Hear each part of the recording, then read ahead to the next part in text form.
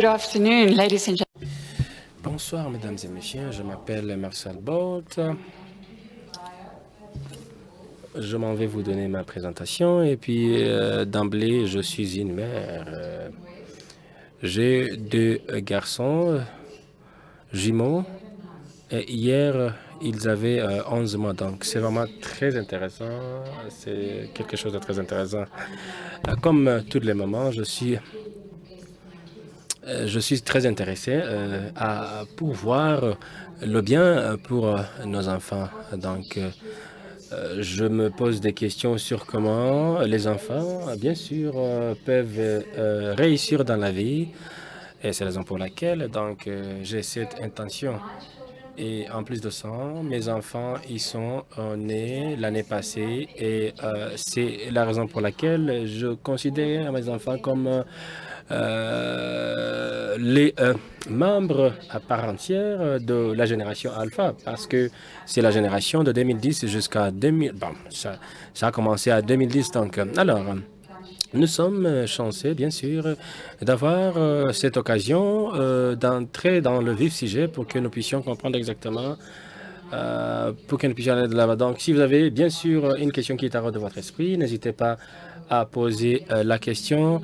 Nous serons ouverts et puis nous voulons avoir une session participative et nous voulions que tout le monde puisse jouer son rôle. Alors, je ne sais pas exactement le monde dans lequel mes enfants seront après d'ici 5 ans, 10 ans. Alors, lorsque nous disons que éducation ou éduquer une génération ou éduquer les générations, la génération alpha, c'est vraiment quelque chose de très important. Est-ce que la technologie pourrait servir comme la réponse? Alors, je voudrais bien sûr appeler mes panélistes pour qu'ils puissent venir ici. Je m'appelle docteur Excellence, docteur Hamal Akabel. Donc, il a fait beaucoup de choses. Donc, Hacham Al-Habti, président de l'Université Mohamed VI. Donc, il a fait beaucoup de choses dans des domaines différents, notamment, bien sûr, même dans le domaine de docteur Hamul Kaboul. Amel Karboul, Education Outcomes Fund. Nous avons Hicham Al-Habti, qui est le président de l'Université Polytechnique Mohamed VI, donc bien sûr avec une formation notamment basée sur le leadership, le développement et bien sûr la mise en œuvre de stratégies et les réalisations de l'université. Et vous vous rappelez, si vous étiez bien sûr dans la cérémonie d'ouverture, je pense que nous étions très fiers parce que vous faisiez partie des éléments très importants, bien sûr, car votre université, bien sûr, se trouve parmi les meilleures universités au niveau de l'Afrique. Alors, nous accueillons M. Hicham El-Habti. Le suivant, nous avons Moazi Omar, le CEO de Ubongo, qui a bien sûr des connaissances dans les domaines comme finance, gestion et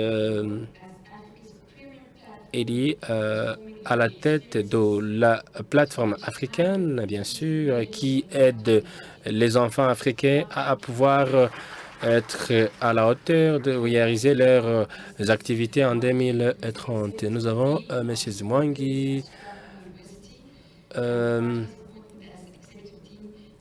le doyen donc de l'école des affaires de l'Université de Strathmore.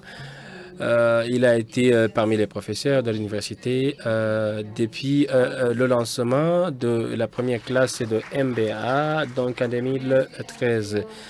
Dernier, nous avons Terra Franchi, la directrice de Carry First. Donc, je m'excuse. Carry First, qui se base sur les stratégies de développement et des initiatives. Donc, nous allons accueillir Madame Tera Franchi, vous allez me corriger si jamais, par exemple, je dis des choses qui ne sont pas correctes. Alors, nous avons Tommy Adepuyo, c'est la partenaire et la chef des entreprises, risque des entreprises, donc, et le service de risque des entreprises avec KPMG au Nigeria, donc avec d'expérience dans le domaine comme le domaine managérial, l'expérience en gestion.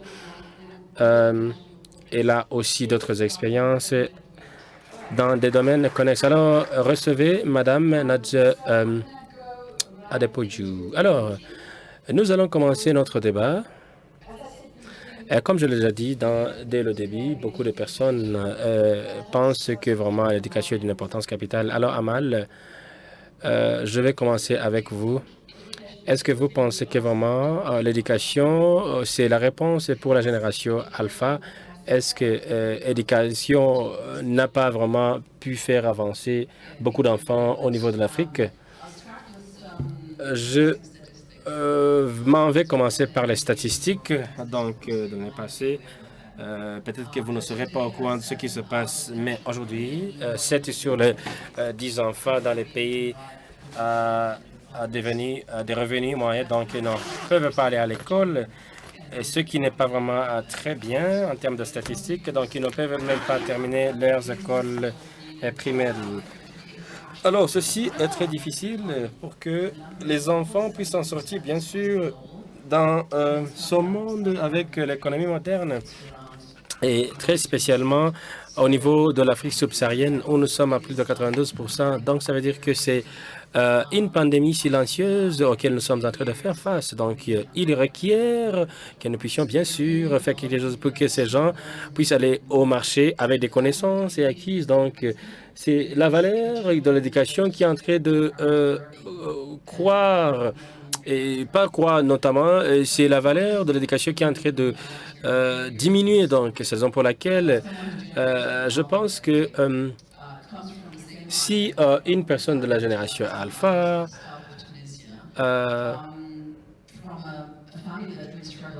qui vient par exemple d'une famille qui n'est pas aisée, qui voulait faire de l'argent avec la monnaie, l'argent avec l'Internet autant pour moi, par exemple, PayPal n'est pas permis d'être utilisé en Tunisie.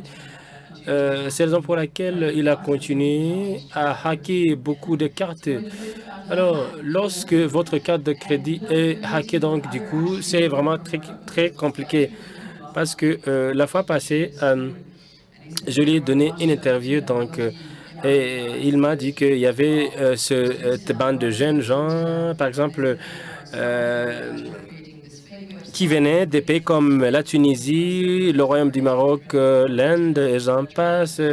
Ils se sont juste mis ensemble. Il y a ce qui était très fort dans la connaissance des cartes bancaires. Il y a d'autres qui étaient très intéressés par l'utilisation des cartes bancaires et d'autres, par exemple, qui étaient très forts en matricule et d'autres choses. Donc, sur les cartes, donc, du coup, ils se sont regroupés. Alors,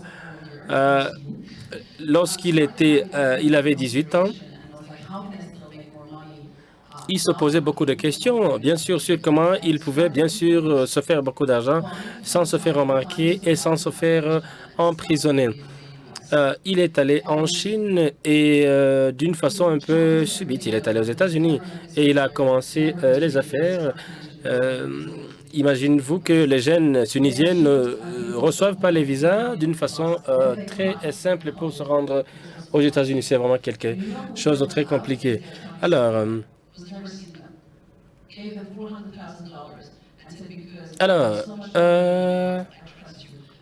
il y a un investisseur qui leur avait donné plus de 400 000 dollars américains parce qu'ils avaient fait un très bon travail.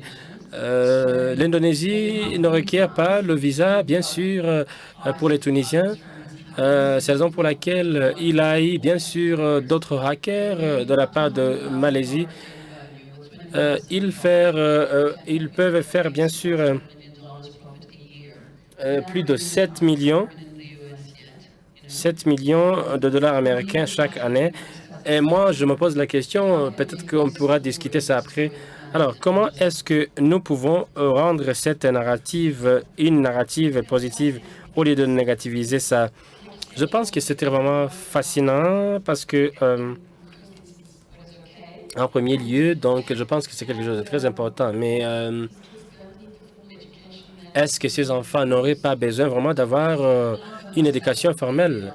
Mais bien sûr, il y a ceux qui sont allés à l'école, mais il y a d'autres qui n'ont pas peut-être ceux qui ne sont pas allés à l'école. Il y a ceux qui sont allés à l'école et ceux qui ne sont pas allés à l'école. Donc, du coup, il y a ceux qui ont fait 5 ans sans aller à l'école. Alors, nous sommes en train de parler à propos de la génération alpha. Ça veut dire il y a les enfants donc, qui ne respectent pas des règles moisies. Je pense que vous connaissez bien sûr, vous avez une expérience avec cette génération alpha.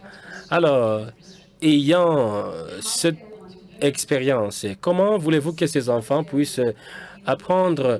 Comment est-ce que vous pouvez nous donner quel est le modèle d'apprentissage, bien sûr, pour ces enfants de la génération alpha? Lorsque je dis ça, par exemple, il faut être des enfants courageux, consciencieux, donc d'une façon de travail. La façon dont je vois ce phénomène, donc dédié bien sûr la génération alpha en tant qu'adulte et en tant que des personnes âgées, la façon dont nous pensons sur, par exemple, l'éducation et la technologie, donc c'est différent.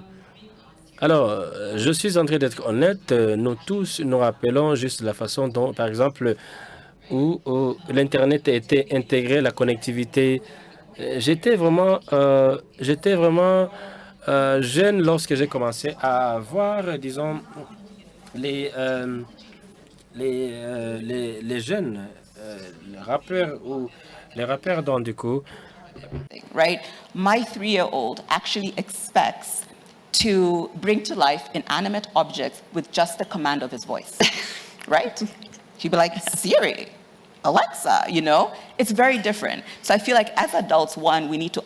Alors, en tant que les adultes, nous devons faire quelque chose quand même parce que c'est vraiment très important parce que nous devons bien sûr éduquer les enfants. Alors, ce que nous faisons, c'est que nous utilisons bien sûr les designs qui sont faits car il y a quand même une différence sur ce que nous pouvons faire et ce que nous ne pouvons pas faire. Donc, nous avions bien sûr créé des caractères et à un certain moment, on avait besoin bien sûr d'avoir les parents juste à un certain niveau. Donc du coup, c'était vraiment quelque chose de très important. C'est la raison pour laquelle nous nous sommes dit qu'il était aussi très important d'identifier une personne qui allait représenter bien sûr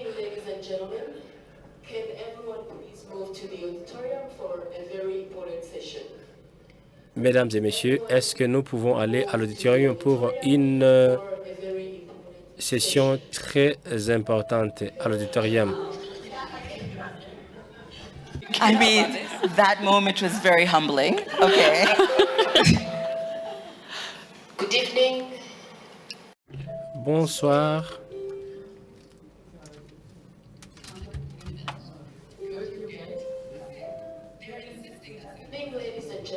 Mesdames et messieurs, nous avons besoin de vous à l'auditorium pour une session extraordinaire. S'il vous plaît, nous vous invitons à une session très importante. C'est pas un jeu, donc je pense que ça s'est validé. Alors, So we asked the kids, oh, so which one is mommy line and which one is... alors, j'ai commencé à mettre sur pied un programme en ligne pour un programme d'apprentissage en ligne pour les enfants. Donc, il y a une façon de revoir, reformuler des questions sur Internet. Alors, comment est-ce que les gens avaient apprécié ça? Donc, du coup, comme maman l'avait toujours dit, la façon dont nous pensons à faire cela. Donc, c'est vraiment très différent de la façon dont nous, en tant que des adultes, nous voyons ou nous apercevons les choses. Alors, la génération alpha, étant donné qu'il y a cette mentalité consciencieuse, donc, ils vont toujours, ou la génération alpha va toujours nous poser beaucoup de questions pour lesquelles nous devons nous disponibiliser, bien sûr, pour que nous puissions, bien sûr, aller de l'avant, les choses que nous n'avons pas pu faire d'une façon qui est la meilleure pour que nous puissions, bien sûr, continuer. Et c'est non seulement, c'est justement à ce moment-là que nous serons en mesure de pouvoir identifier les choses telles qu'elles sont, que nous serons en mesure, bien sûr, d'aller de l'avant. Et nous avons un rôle à jouer, étant donné que la génération alpha, c'est une génération courageuse qui peut faire face à n'importe quel défi.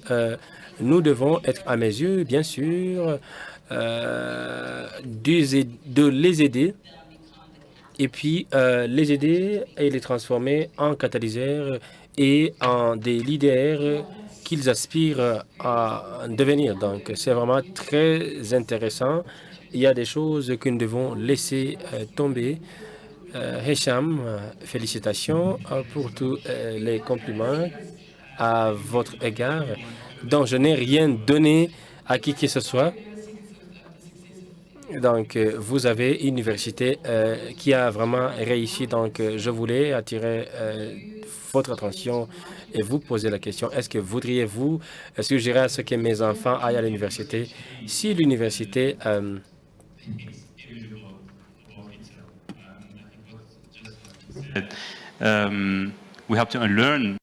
Nous devons laisser certaines habitudes et nous devons reconnaître que nous n'avons pas, bien sûr, des atouts et des acquis pour que nous puissions aider la nouvelle génération, la génération alpha.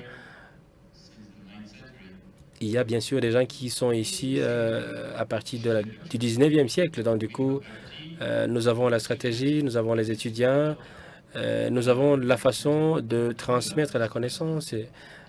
Mais le mode où le transfert, la façon dont le transfert est effectué, donc, n'est pas tellement facile. Donc, c'est la raison pour laquelle nous pensons que ce n'est pas seulement la façon d'apprendre.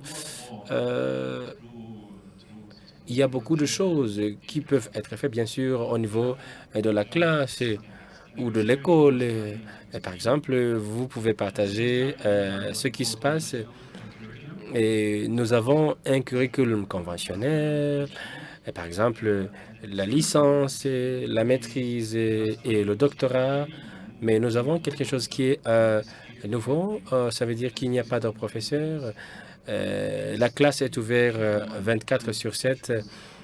Si, par exemple, chacun pourrait, bien sûr, choisir son domaine thématique ou son domaine de spécialisation très intéressant. Donc, je pense que c'est l'apprentissage par les pairs, donc ce qui est vraiment très intéressant. Et il y a beaucoup de devoirs, il y a beaucoup de choses à faire, d'activités. Et dans le même temps, ils doivent travailler de concert pour que la grade du groupe, bien sûr, soit la meilleure. Car si jamais vous avez une mauvaise note, si vous avez une mauvaise note, ça ne peut pas marcher. Donc, c'est une des raisons pour laquelle vous devez travailler de concert pour que vous puissiez aller de l'avant. Donc, vous ne pouvez pas même tricher. Si, par exemple, vous ne faites pas vos travaux d'intérêt général, donc du coup, vous serez attrapé. Si vous n'avez pas dit bonjour à tout le monde, on va vous donner une journée où vous allez dire bonjour à tout le monde pendant toute la journée. Donc, du coup, on apprend à notre communauté à comment se comporter au sein de la communauté. Voilà, c'est à propos d'organisation, d'interaction. Nous devons apprendre ce genre d'habitude à travers, par exemple, nos familles. Mais au bout de compte, je pense que le plus important, c'est que l'université a le devoir et la responsabilité de reconnaître, bien sûr, que les étudiants, bien sûr, ont le droit de pouvoir choisir ceci ou cela. Si je pourrais abonder dans le même sens que vous, est-ce que vous voulez dire que nous ne pouvons pas, bien sûr, enseigner cette nouvelle génération alpha ou qu'est-ce qui vous fait douter sur cela? Est-ce que la technologie, c'est la réponse ou la technologie reste un peu incertaine? Ça a été dit. Nous percevons ça comme un... It's normal for them to, and they will share with you a story. nous considérons comme des étudiants. Que ce soit la génération alpha, nous devons apprendre à l'enfant comment faire, bien sûr, son devoir. Et en leur disant qu'il faut reformuler, bien sûr, la présentation comme si tu étais un enfant de 6 ans. Et l'enseignant, bien sûr, l'avait validé. Donc, du coup, c'est le monde dans lequel nous sommes en train de vivre. Donc, nous prenons ça. The air we are breathing. It's very difficult for us, but this is, I think, the way. Je pense que la façon dont nous devons faire face à ce phénomène, c'est vraiment... Donc, je pense que nous devons bien sûr mettre de côté nos aptitudes, nos habitudes anciennes, nos anciennes habitudes. Vous êtes en éducation, dans le domaine de l'éducation, vous avez passé beaucoup d'années en éducation. Est-ce que la technologie est le meilleur ami, vraiment la meilleure amie des enfants? Permettez-moi bien sûr d'aller un peu en arrière. La technologie pour l'éducation, c'est l'ami ou pas? Alors, nous devons nous poser la question, à quoi sert l'éducation? Qu'est-ce que c'est l'éducation? Nous devons connaître le rôle de l'éducation. Alors, notre philosophie à l'Université de Strathmore, est très simple. Nous devons éduquer les gens pour devenir des bons humains, bien sûr, qui peuvent lutter pour le bien-être de leur communauté. Sans ça, donc, on n'aurait pas vraiment le sens de pourquoi vous devez éduquer les gens. Et ça s'aligne à ce qui a été dit, bien sûr, durant la cérémonie d'ouverture. Donc, au niveau continental, et nous pouvons réussir à travers l'éducation, mais il faut nous poser beaucoup de questions. Le sujet de pourquoi nous devons enseigner, nous devons apprendre le minimum que nous devons bien sûr avoir. Nous devons être clairs. Alors, nous devons nous poser la question, qui est l'être humain? C'est vraiment quelqu'un qui a l'intelligence et la volonté libre. Nous devons entrer à l'intérieur de leur nature pour connaître exactement ce qu'ils font, ce qu'ils sont capables de faire. Donc, nous devons les éduquer pour qu'ils deviennent les bonnes personnes au sein de leur communauté. Alors, comment est-ce que nous le faisons? Nous le faisons avec des bonnes méthodes. Il y a les méthodologies qui sont, par exemple, pas appropriées avec le monde d'aujourd'hui. Et si nous nous posons la question qui porte sur la technologie est la meilleure amie ou pas des enfants, donc ça veut dire que ça sera une question très difficile. Comme nous devons bien sûr poser la question si les leaders de notre continent sont des bons leaders. Et c'est une des raisons pour laquelle nous disons que la technologie est notre amie lorsque elle nous permet bien sûr d'aboutir à nos objectifs. Mais lorsque les étudiants viennent vers nous en provenance de leur maison, par nature, il y a deux enseignants indirectement. Il y a le papa, il y a la maman. Il y a de temps à autre, ça ne marche pas. Nous avons des sessions parentales pour que les parents puissent comprendre exactement ce qui se passe. Donc, ça veut dire que nous avons bien sûr l'aide de ces parents pour que nous puissions comprendre et aider bien sûr les enfants à avoir des comportements pacifiques au sein de la communauté. Je pense que la technologie sera notre amie si Elle sert en tant que catalyseur de nos aboutissements vers les objectifs que nous sommes fixés. Alors, je reviens vers vous. En tant que membre du secteur privé, comment vous pensez que le secteur privé perçoit la façon que la génération alpha s'applique avec la technologie? Et par exemple,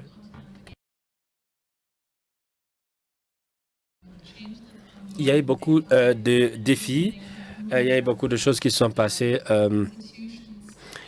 au niveau des institutions. Bien sûr, il y a quand même ce manque de coordination, il y a cette fracture numérique. Et c'est une des raisons pour laquelle nous avons commencé, bien sûr, des startups, non seulement parce que nous voulons les avoir en tant que bénéficiaires, mais aussi nous devons travailler de concert avec eux, car nous devons planifier pour notre avenir et nous connaissons exactement où sont les vides et comment nous voulons les boucher. Et nous devons bien sûr devoir penser sur quel programme, comment est-ce que ces programmes vont répondre à des besoins auxquels nous nous confrontons. C'est une des raisons pour laquelle nous travaillons de concert avec des universités et d'autres parties prenantes pour que nous puissions réaliser ce que nous avons pensé. Et nous pensons qu'il est aussi très important de pouvoir mettre sur pied une vision pratique. Bien sûr, et je pense que dans l'avenir, l'intelligence artificielle en éducation sera d'une importance capitale.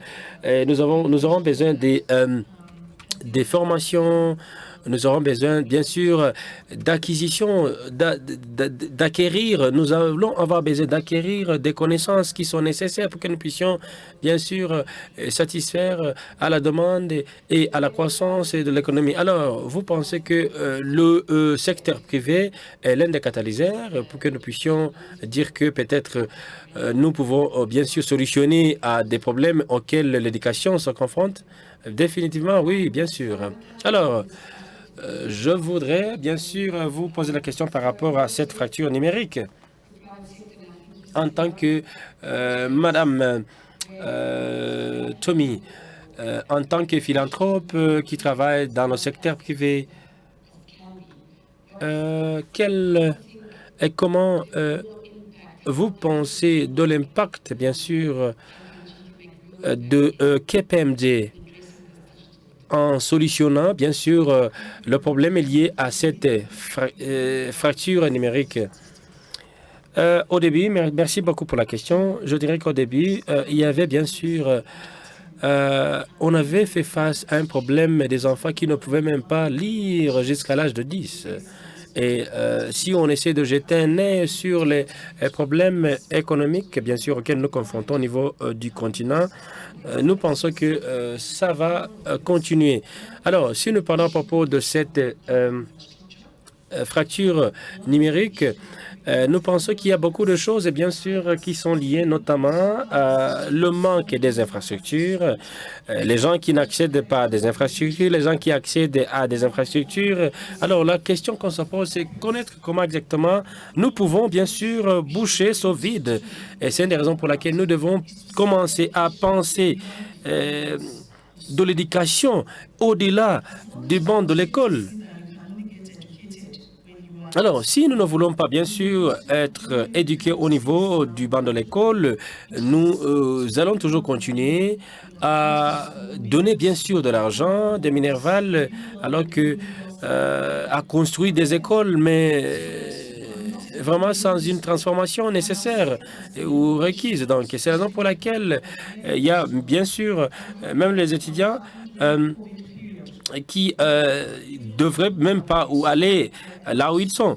Et rappelez-vous, lorsque nous avons fait face à cette pandémie de la COVID-19, il y a les étudiants qui ne sont pas allés à l'école pour une période de 3 ans.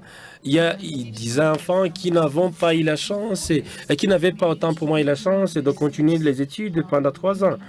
Donc, du coup, nous devons chercher comment, bien sûr, boucher le vide dans les domaines comme, je cite, le domaine de l'infrastructure et bien sûr, renforcer les capacités pour les gens qui travaillent dans le domaine de l'éducation. Et nous allons bien sûr commencer à fournir ou à produire les érudits dans le domaine de l'éducation.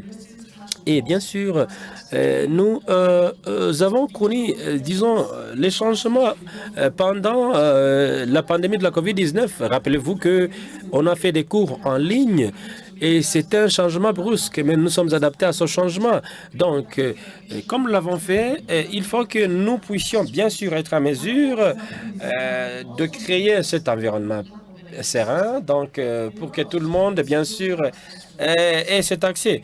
Et rappelez-vous aussi qu'il y a les gens qui n'ont pas accès à l'électricité. Donc, et parmi ces gens, il y a les étudiants. Donc, en tant qu'institution, est-ce qu'il y a-t-il des investissements que nous pourrons faire pour que nous puissions boucher ce vide qui a à faire avec l'électricité? Vous avez bien sûr besoin d'électricité pour que vous puissiez apprendre à travers la radio, puissiez lire, puissiez regarder les infos. Donc, lorsque je m'apprêtais à...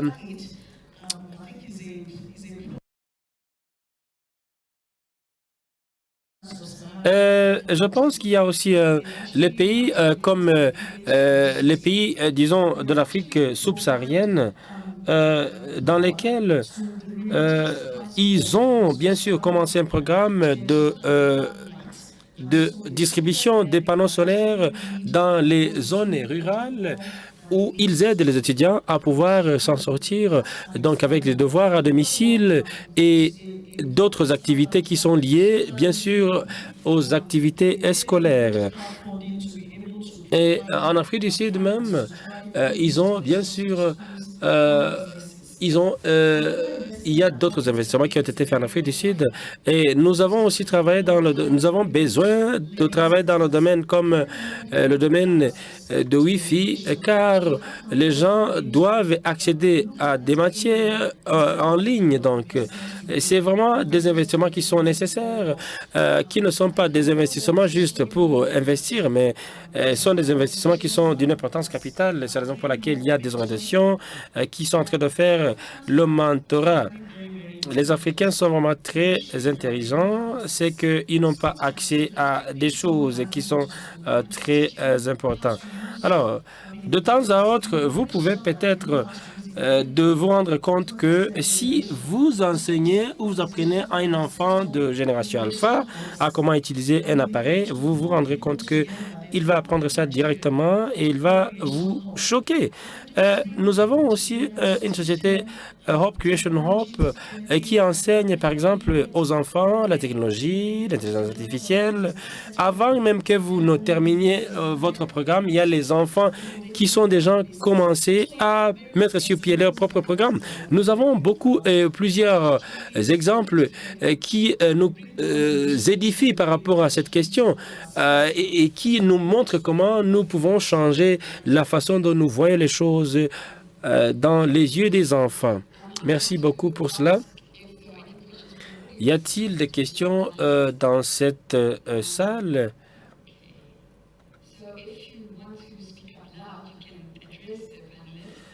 Si vous pouvez vous munir de ce micro pour parler.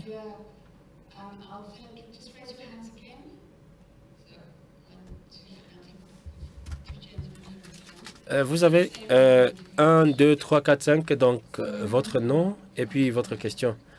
Je m'appelle Carlo, Stade Electric. Je suis en train de me poser la question portant sur l'inégalité, donc que l'éducation est en train d'apporter, surtout vers la génération alpha. Il y a les enfants qui sont privilégiés parce qu'ils sont nés quelque part où ils peuvent s'en sortir. Par exemple, mes enfants. Mais si j'essaie de comparer mes enfants aux enfants qui sont nés vraiment dans des milieux ruraux, donc je voudrais bien sûr que vous puissiez m'édifier par rapport à cette inégalité. Merci bien. Bonsoir à tous. Je m'appelle Nzaki Munyao. le directeur de Silva Bhakti. Je suis infirmier. Je voudrais remercier les panélistes pour vos informations très brillantes. Et je voudrais dire que je vais choisir juste moi aussi Bongo Kids.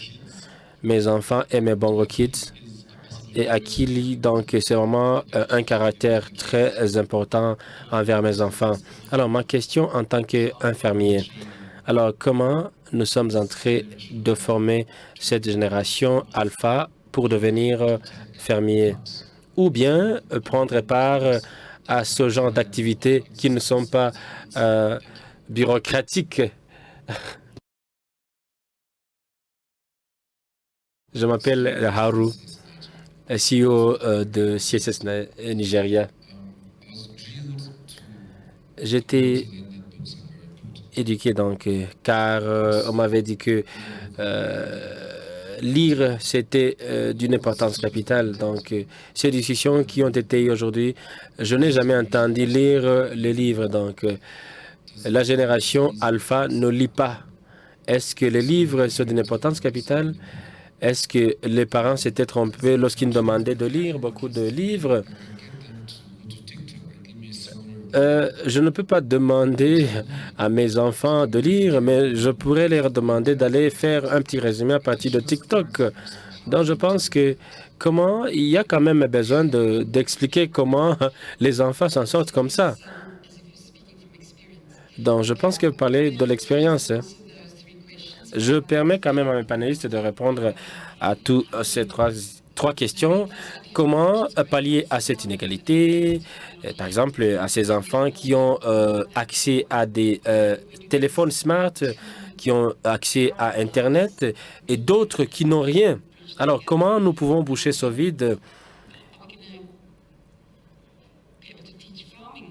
Est-ce que nous allons être à mesure d'enseigner aux enfants comment faire les activités champêtres et comment lire des livres? S'il vous plaît, vous pouvez prendre le micro. Je pense que s'agissant des travaux champêtres ou de l'agriculture, si vous me posez la question, par exemple, de conseiller au président de la Tunisie,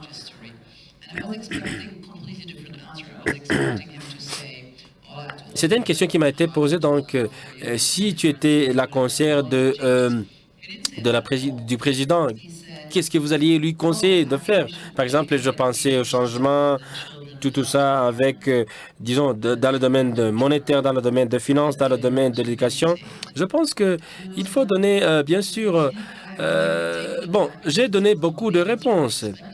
Bien sûr, par exemple, la méditation et j'en passe, mais c'était vraiment comme un slogan. Par exemple, on apprend pour survivre, mais donc c'est vraiment très courageux. Si vous prenez l'exemple des activités champêtres, donc ça veut dire de l'agronomie, de l'agriculture. Donc, si par exemple vous utilisez la technologie transformative, par exemple, pour que vous puissiez peut-être utiliser une différente sorte de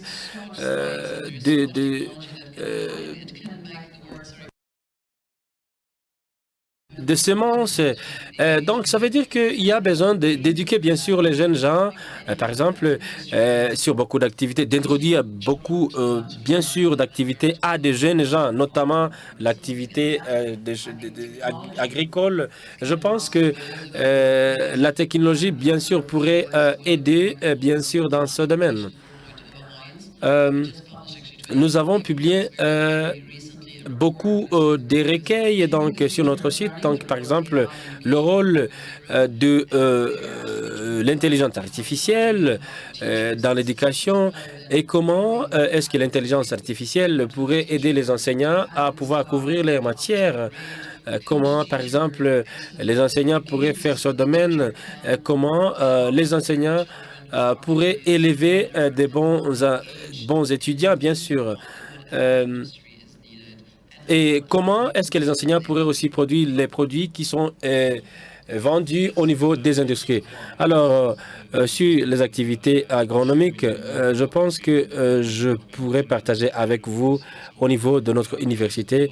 Nous sommes très conscients de ce qui se passe, du besoin que nous sommes conscients que c'est un travail assidu, c'est un travail difficile.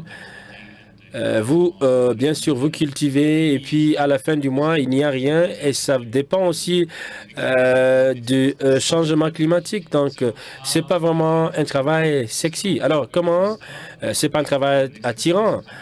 Alors comment le rendre beau ou belle? Donc, si je peux dire ainsi, nous sommes en train de nous apaisantir. Donc, sur l'utilisation de la technologie ou des technologies pour rendre, par exemple, cette activité très intéressante en utilisant notamment les applications ou les plateformes de la technologie.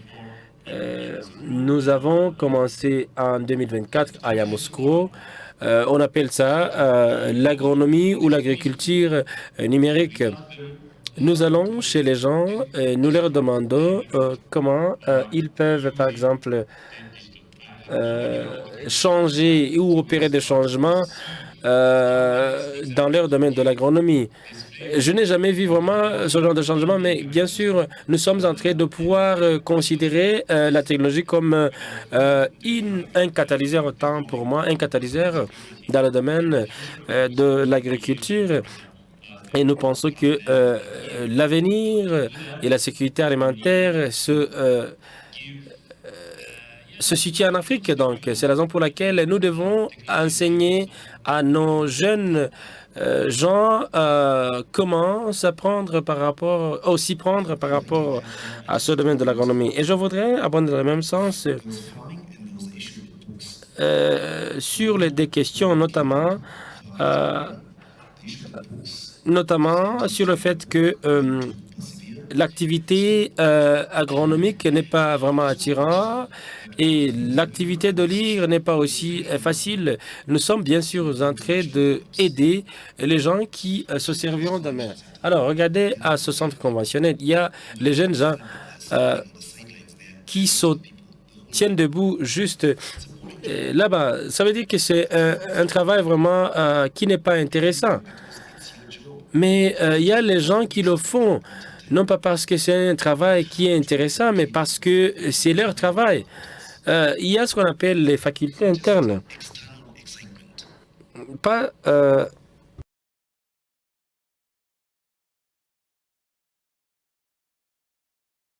les réalités externes, tant pour moi. Lorsque j'étais le directeur, le travail, le boulot, c'était vraiment pas intéressant. Mais j'avais la responsabilité de le faire. J'avais pas d'autre choix. Mais nous devons nous apaisantir sur le fait que la volonté prime sur d'autres activités. Donc, la vérité de la vie, nous devons nous dire que c'est pas toujours facile. C'est pas toujours facile. Avec ou sans cette volonté, vous ne pouvez rien faire. Et nous sommes en train d'observer qu'il y a vraiment beaucoup de problèmes liés à ça qui attaquent juste la santé mentale. Donc, si vous ne travaillez pas, ça vous conduit vers la dépression.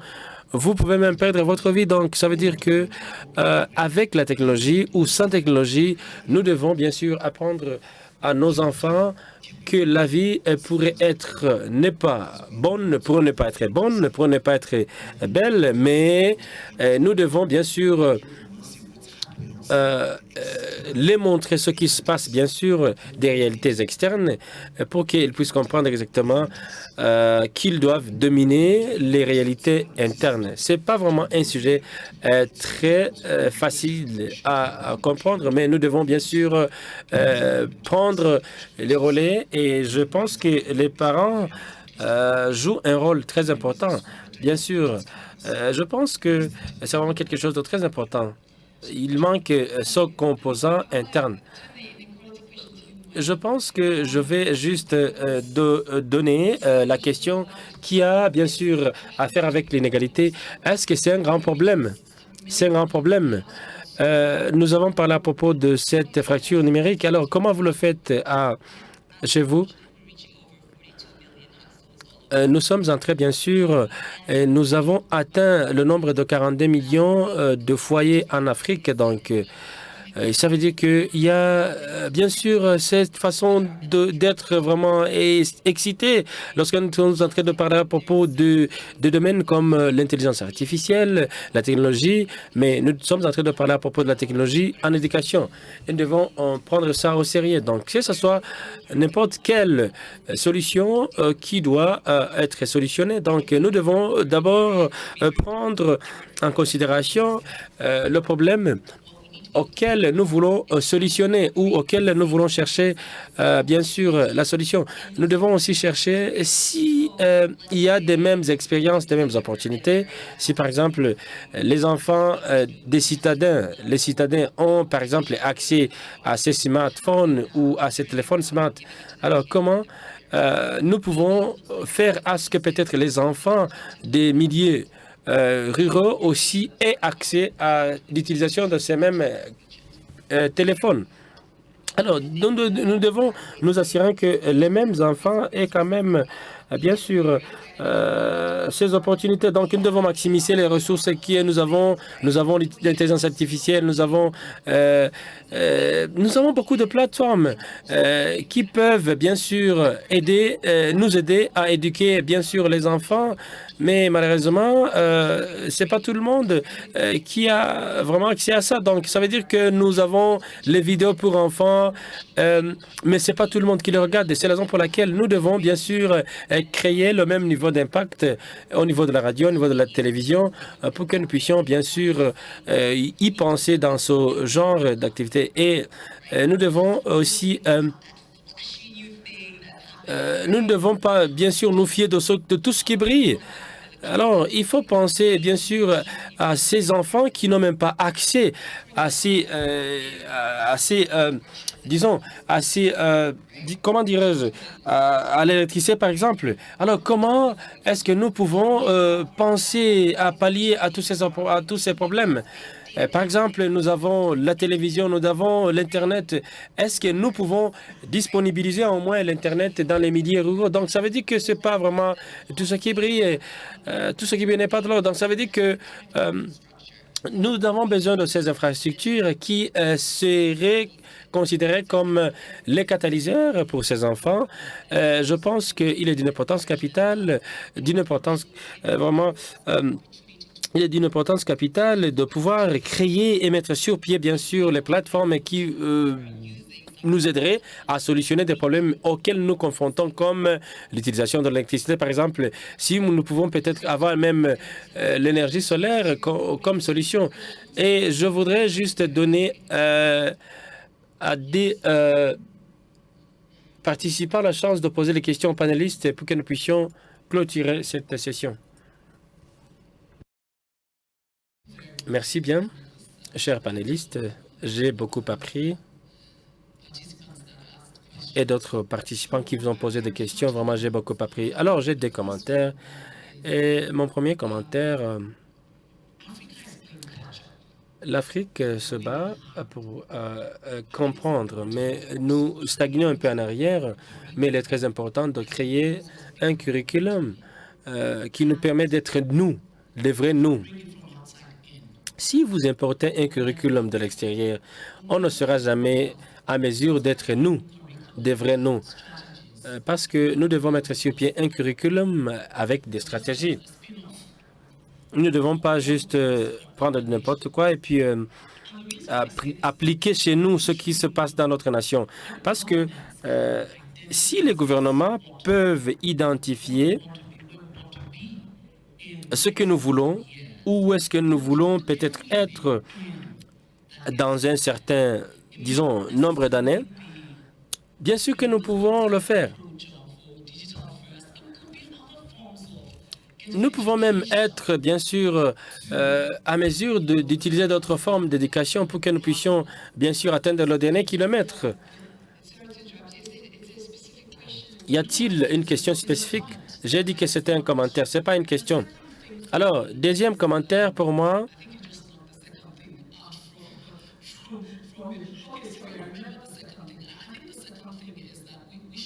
Nous devons considérer la génération alpha comme nous devons considérer la génération alpha comme une opportunité dans laquelle nous devons investir. Mais bien sûr, nous avons les défis auxquels nous confrontons en termes du système éducatif. Nous avons cette fracture numérique en termes de ce qui se passe et comment les enseignants ou bien cette promotion des enseignants ou d'enseignants qui enseignent les enfants a été formée. Donc, nous devons bien sûr nous poser des questions. Alors, comment est-ce que le secteur public et le secteur privé sont en train de s'investir dedans pour que nous puissions bien sûr boucher ce vide auquel nous confrontons ou auquel nous faisons face? Nous allons prendre la dernière question.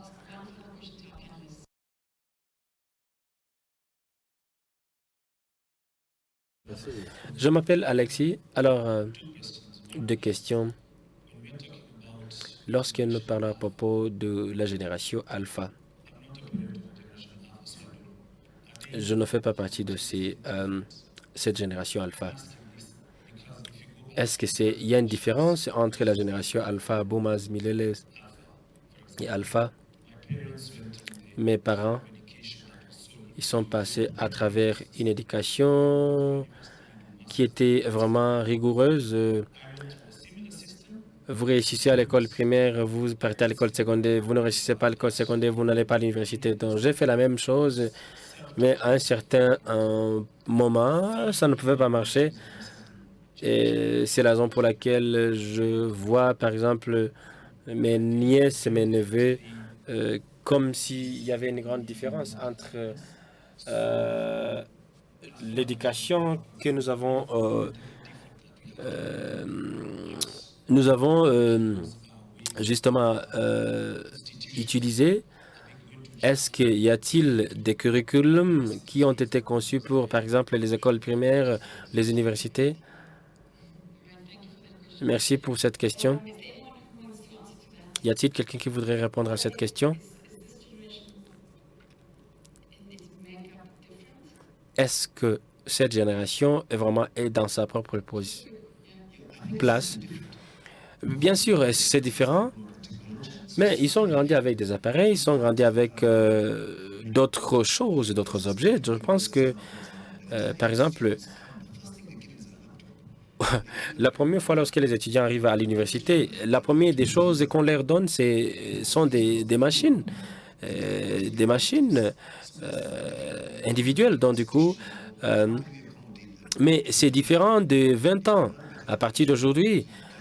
Voilà, donc ça veut dire que les enfants sont en train de se munir de l'utilisation. Donc, ils sont en train de se munir des machines et utilisent la technologie. Donc, ça veut dire qu'ils peuvent accéder à tout ce qui se fait.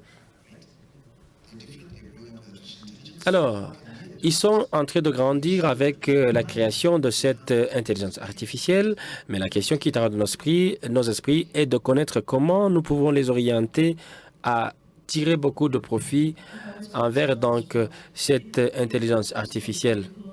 Beaucoup de curriculums que nous sommes en train d'utiliser donc ne sont pas à jour. Donc ça veut dire qu'ils n'ont pas été revus pour des années. Donc, ça veut dire que même si nous sommes en train de lire ces curriculums, nous nous rendons compte que même les chapitres qui font partie de ces curriculums n'étaient même pas voulus au marché.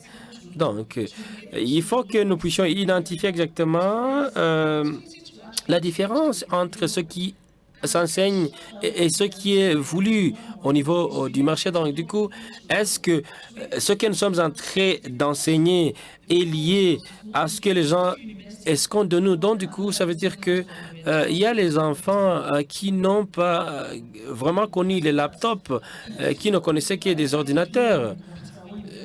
Donc, si par exemple on vous donne un ordinateur, par exemple, alors que vous avez fait votre école et secondaire avec beaucoup de théories de la technologie de l'information, donc du coup, il faut changer bien sûr ce curriculum car la génération alpha, ce sont des visionnaires et nous sommes très manuels. Nous étions en train de lire des livres, mais si vous donnez bien sûr des livres à la génération alpha, je vous assure qu'il se pourrait que les enfants ne soient pas intéressés de lire. Donc, ça veut dire que si vous leur donnez si vous leur demandez de lire les livres d'une façon visualisée, je vous assure qu'ils peuvent même passer 10 heures en train de faire cela. Donc, ça veut dire que si vous ne commencez pas à mettre sur pied donc ce genre d'automatisation, donc du coup, ça ne va pas du tout marcher. Alors, c'est pas dans le domaine de l'éducation. Maintenant, je vais poser une autre question. Si vous puissiez demander aux hommes d'affaires de contribuer ou d'améliorer des résultats de l'éducation, c'est dans quel domaine vous basiez-vous? Alors, vous avez bien sûr abordé les éléments, mais je vous donne la chance de nous dire une seule phrase. Je pense que il faut mettre sur pied la résilience mentale, car nous avons découvert que lorsqu'on les pousse vraiment à fond, ils commencent à piquer des crises de dépression. Donc, du coup, il faut qu'ils soient mentalement résilients pour que, bien sûr, ils puissent observer que ce que les autres ont pu réaliser. Donc, je pense que je voudrais dire qu'il faut que les programmes soient beaucoup plus pratiques, puis qu'il y ait le lien entre ce qui s'enseigne en classe et ce qui s'offre au marché. Pour moi, c'est clair. Nous encourageons les hommes d'affaires, bien sûr, de pouvoir engager ou mener des conversations avec le monde académique. Nous devons bien sûr travailler avec les hommes d'affaires pour que nous puissions connaître exactement le besoin au marché. Nous avons besoin de faire trois choses. Nous devons renforcer la capacité pour contribuer aux affaires. Nous devons bien sûr forger le caractère des individus pour aller de l'avant. Et puis, numéro 3, nous devons devenir des parties prenantes au sein de nos communautés et de nos pays. Et voilà, donc je pense que nous pensons que les hommes d'affaires ou les gens qui travaillent avec nous fassent ça. Je pense que nous avons besoin d'avoir l'innovation inclusive. Donc, ça veut dire que chaque enfant, non seulement 1, 2, 3%, a besoin, bien sûr, d'être épanoui. Donc, du coup, il y a cette façon de travailler d'une façon innovante. Alors, je suggérerais à ce que nous regardions sur les acquis, les connaissances acquises et pas sur ce qui a été enseigné en classe. Donc, du coup, je pense qu'il est vraiment d'une importance capitale de pouvoir nous focaliser sur, par exemple, le fait que, par exemple, les étudiants sont sortis de l'université après avoir fait ceci ou cela, mais il faut regarder plutôt ce qu'ils sont capables de faire en termes de connaissances acquises. Je pense que les hommes d'affaires, bien sûr, devraient utiliser leur influence. Par exemple, si les hommes d'affaires demandent un rendez-vous au Premier ministre ou au ministre, donc ils ont le rendez-vous, mais malheureusement, pour les enseignants, c'est pas la même chose. Donc, du coup, je pense qu'ils peuvent être utilisés ou considérés comme des lobbyistes pour que nous puissions, bien sûr, aller de l'avant. Et je pense que ceci serait vraiment quelque chose de très important. Merci beaucoup. Je pense que c'est une belle façon de pouvoir mettre fin à notre programme. Et je pense que vraiment, nous devons bien sûr devenir la voix de l'éducation, car il vous a dans tous les domaines. Merci bien à nos panélistes. Nous allons continuer la discussion. Et encore une fois, merci beaucoup à tout un chacun.